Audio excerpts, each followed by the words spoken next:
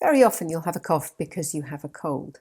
But if you have a cough for no obvious reason, or if you also have weight loss, shortness of breath, chest pain, loss of appetite, and losing weight for no obvious reason, especially if you're a smoker, you may need a chest x-ray.